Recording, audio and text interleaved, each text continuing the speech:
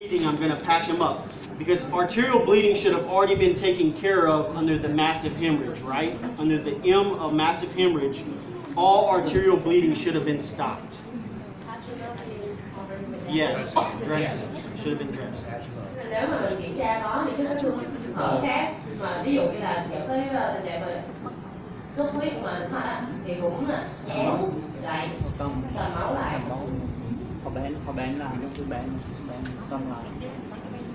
So under the SALT, SALT, under the L, life-saving treatments, one was massive hemorrhage, right? Any type of massive bleeding, so arterial bleeding, that should have already been taken care of. All I'm doing now is I'm just taking care of like all the small wounds that have venous bleeding. Cái bước sau như đã nói đó thì cái L tức là tượng trưng cho cái mình cứu sống tính mạng bệnh nhân, tức là khi đó mình sẽ check những cái chấn thương mà lớn xuất huyết ồ ạt như là xuất huyết động mạch. Bây giờ sau đó mình sẽ kiểm tra những cái vết thương nhỏ, ví dụ như là những cái xuất huyết tĩnh mạch. Cô dùng cái này nữa tôi thảo luận một chút là nó rõ rồi, muốn nói gì nữa chứ? Tôi muốn thảo luận cái trở luận vấn đề mạch máu á, cô đang nói đó, thì tôi muốn hỏi cái ý thế này.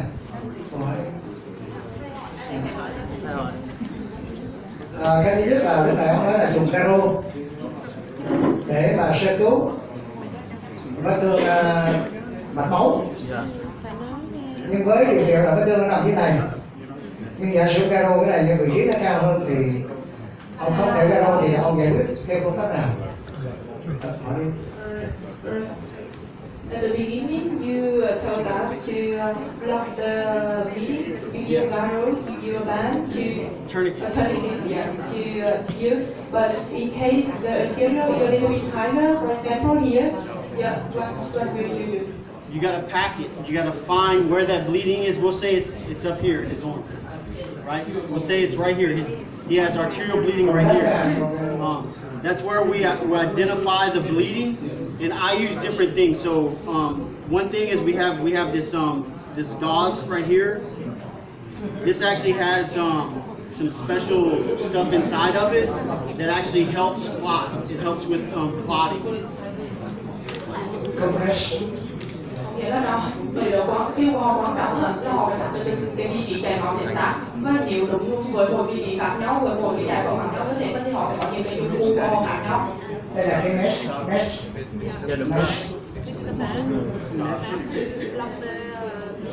Yeah, so this right here has like a hemostatic. Mesh. Okay. Cái này á, cái này ta dùng với thương, ta dùng. So, but first I want to identify where it's coming from. So once I identify the bleeding, I'm going to make like a little power ball, and I'm going to put this right directly on the artery to stop, to increase the pressure. Có nghĩa là họ sẽ xác định cái chỗ mà chảy máu, sau đó họ sẽ cuộn lại thành một cái cục, rồi họ nhét ngay cái chỗ đó, nhét ngay cái chỗ đó. Nhưng mà trong thực tế cái này câu hỏi, trong thực tế có những trường hợp nhét mesh này vẫn còn chảy máu. Thế sao? In fact, sometimes although we use this, but the patients do not stop bleeding. They continue with what we will do. Mesh xong rồi dùng cái băng ép bên ngoài nữa nhưng mà vẫn chảy máu thì thế sao? Sometimes you might not be able to stop it, but what you need to do is you need to identify where the artery is, and you got to pack it, and you got to hold pressure. You can't just put it on there and wrap it. You're actually going to have to hold pressure on there to make sure it stops bleeding. And if it's not, you need to add more gauze inside there until you get it stopped. Có nghĩa là không phải họ đảm bảo lúc nào cũng sẽ làm được, mà nếu như họ xác định đó đúng là cái lúc chảy máu thôi, họ thì vẫn tiếp tục cầm máu ở chỗ nữa cái đó. Ok, thì nó tương đối sao đúng không? Không phải là lúc nào. Rồi, đó là tình huống thứ nhất. Tình huống thứ hai, ví dụ caro bên này, thì vết thương mạch máu ở dưới này, nhưng mà caro nhiều người rất nó đủ lực, nó không có chảy máu. Có nhiều lúc caro á là nó không có chảy máu. Như vậy thì chúng ta có thể phối hợp từ caro. Cái thứ hai là nếu xác định vị trí đó thì dùng mesh phối hợp không? In case we have a lesion in the lower and the left, We can use both. Can we use both technique? We use the tourniquet combination with the mesh like this. If it's high, No, it's lower.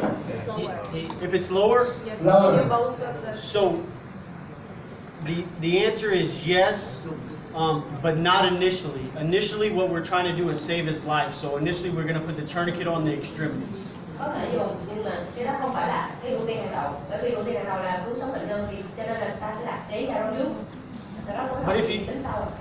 if you don't have tourniquets, you can use bandage and you can pack the wound and wrap it. If you don't have tourniquets. Nếu mà mình không có cái garo sẵn thì mình có thể dùng cái băng dán, mình cải tiến nó thành cái garo. Tôi đồng ý. Nhưng mà ví dụ garo nó vẫn còn chảy máu này. Dạ. Tôi nói là nó garo vẫn còn chảy máu đây nè. Thì tôi cho chảy máu đó. If they're still bleeding after applying the tourniquet, so how to do so that. Another tourniquet. Nếu cái cái garo không phải nó đúng thật mình. Could you demonstrate how to use Tức là tại vì cô phải garo 2 lần đúng không? Tầm ra là biết đúng không? Chị thấy nó dùng một cái cái được không phải đi cái Đó thì nó vậy đó để nó thay cô biết. Cái đó nó còn chảy máu thì sao? Thầy có muốn anh làm thử không? Thì cứ làm thực hành mà. Tôi hỏi là thầy uống mà. Đó thực tế nó có vậy mà. Sĩ Hân. Trời ơi, chảy máu. Garo chảy máu biết. So if it's not an amputation. Nếu mà chân của trong bị mà không chưa của. Remember, this is like the initial emergency like response. Like this is the initial trauma that we're arriving to, right? Later on down the road, once my patient's stabilized, and I think about like how long I'm going to hold this patient, because if I keep this on longer than 2 hours, I can start risking his leg being amputated. Tôi sẽ đánh giá hiện trường, tức là khi nào thì sẽ có thương tới, bởi vì nếu mà một cái garo quá lâu á thì nó sẽ gây hoại tử. Chắc chắn. So this is mainly just for the initial like when you arrive on scene. Tức là cái này chỉ là dành cho cấp cứu ban đầu thôi. Tôi hiểu rồi. Như vậy thì có thể dùng hai, ví dụ một garo đó mà còn chảy máu thì có đặt 2 garo được không? 2 tầng được không? So if you use you apply the first tourniquet, but it's keep bleeding. Could you use the second? Yes, absolutely. Đồng ý rồi. Cái thứ hai nữa là tôi muốn hỏi ông là bây giờ thế này. Ông nói là ở đây tôi muốn hỏi là lý do đây này. Cái tôi thì tôi thừa hiểu hết rồi. Thời gian mà giữ garo từ cái cấp cứu ban đầu đến khi tháo garo là theo ông là bao lâu? Cứ hỏi ông. So how long does you keep the tourniquet?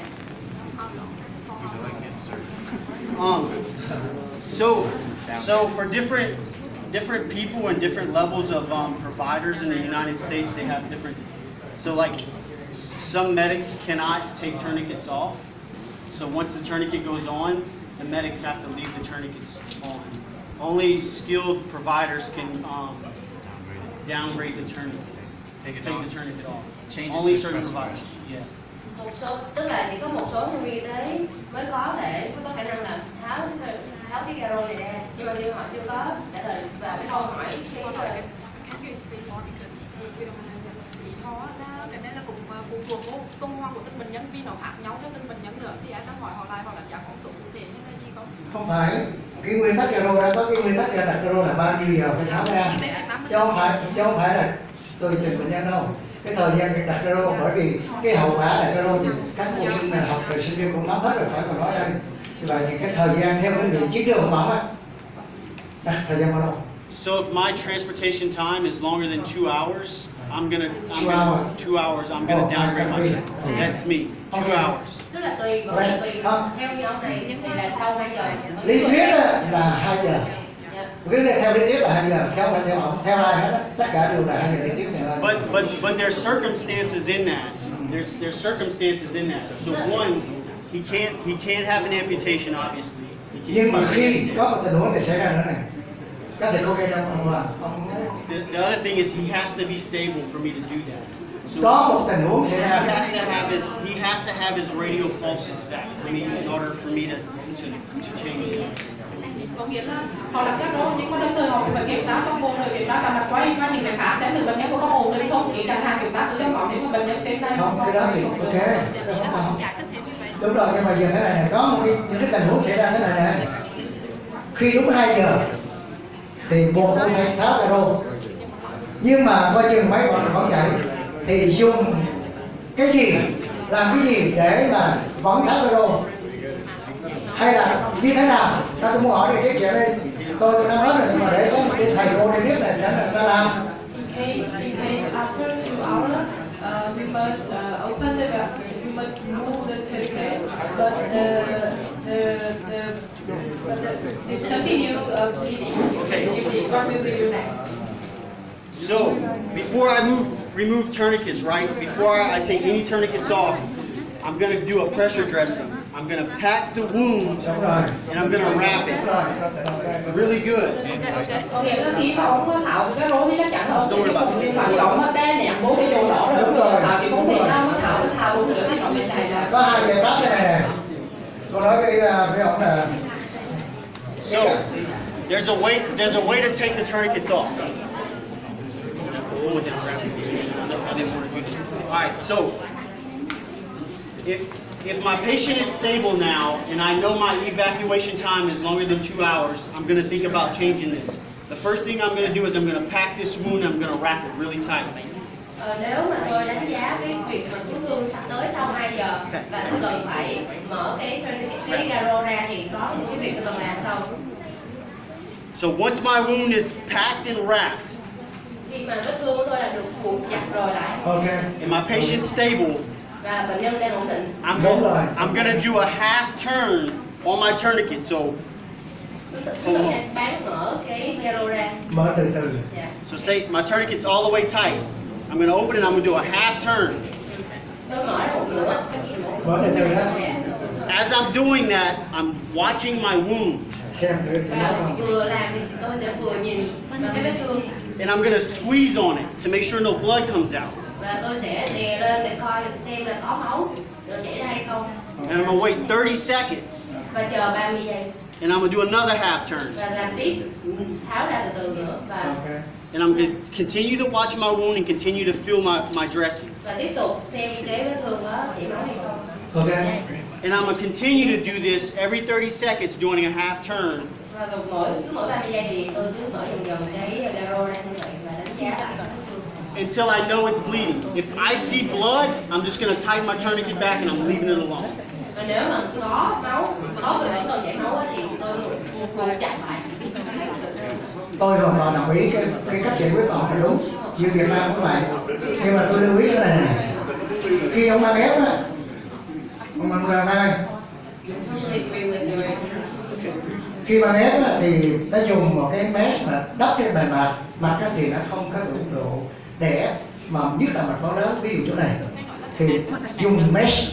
nhưng mà nó Hả? cái bạn nói sao đấy em chưa nghe Cái mesh tức là đây là cái compress không à, đây trên bề mặt thì nó không cầm máu tốt, thì cô dùng cái mesh trước á, cô nhét vô, cô nhét sâu và cô băng này lên, rồi cô thả ra thì thường hiệu quả hơn cái compress bề mặt này. Is there his experience in case we use that mask because it shows only the surface of the wound, so it cannot bleeding good and the another mask you use this, so this we use this. Yeah. Correct, yeah. We would pack it. I'd use this. Correct. Okay. I would use All right. Let's get back on track. So, MARC, circulation, we did. Tiếp, hỏi tiếp. Ví dụ trường hợp mà vết thương động mạch cảnh thì ông làm sao? Cấp cứu sao? with the lesion in the cavity arterial. Yes. What will you do? Same thing. You pack it.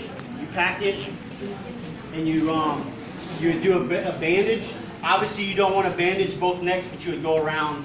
Đối trọng. Cục đối trọng. Dạ, dạ xuống. Kéo xuống đối trọng. So, you would pack it the same way. Pack it with the mesh. Đối trọng. Ta cho bà tốt là chỉ rồi bắt vào cổ không biết là làm sống. Có nghĩa là thầy đã hỏi câu hỏi là nếu mà bị thương ở đây là mình cầm á, Đúng rồi. họ không cầm cổ á thì chúng ta sẽ Sẽ làm dùng gì? một cái bát không phải trong một cơ quan bị cổ lên đây cái đó chúng ta sẽ bắn Không, dẹo đi. nó quay nó chồng ở đây. Bắn dẹo. Đúng rồi, dẹo đó. Giờ đừng có băng bọc rồi cái cổ cái bọc thở đấy chết. No, no, no. Đâu rồi đâu. No brain damage. Ok. Rồi nhân bọc sống, còn các thầy máu. Đây.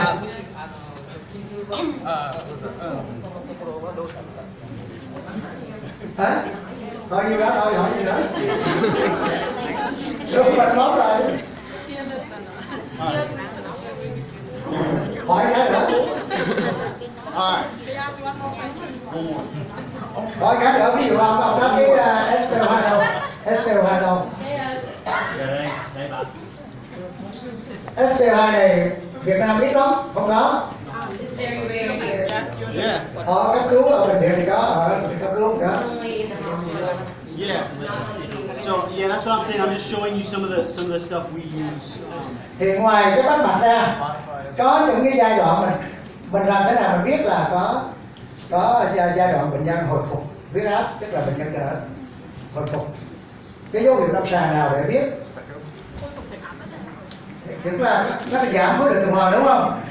Thì bằng nó giảm tất cả cái điều là cái con khỏi phải nói, tôi không nói nữa. Thì giờ ngoài cái SPO2 đây, SPO2 thì cái, không có cái SPO2 thì cô làm sao cô biết đó là có cái này sao cô biết ngoài trừ bắt mạch. Thế nào? So we don't have this. So how could we check the signs? You check your recovery signs. yeah. So you check your pulse. How many steps using pulse? Besides, we have another checks. Okay, okay. Right, alright. Cap refill. Yes. Đồng ý. He's trying. Hỏi ba khác mà đồng cái họ giống mình đấy. Giống luôn không? Mình chấp họ chứ. Ok. Cái của họ còn nói là họ sẽ có đơn giản họ dùng nếu mà trên 2 giây thì chắc chắn là nó sẽ chưa hồi phục. So I'm just going over stuff that we have in our bags that we use. Obviously, you do whatever it is you have the means and capability to do. Tức là mình sẽ tận dụng tất cả những khả năng của mình có thể có để mà tốt nhất cho bệnh nhân. Rồi nói cô đi rõ rồi. Rồi hết chưa? Nó có xem mình nói gì đâu.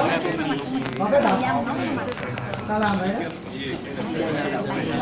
Thầy nhưng mà trước hai cái chân á mình ra đô hai cái Circulation. Circulation is done. Cục nó co cái mạch lại. So I got my vitals. Chảy máu mà cục.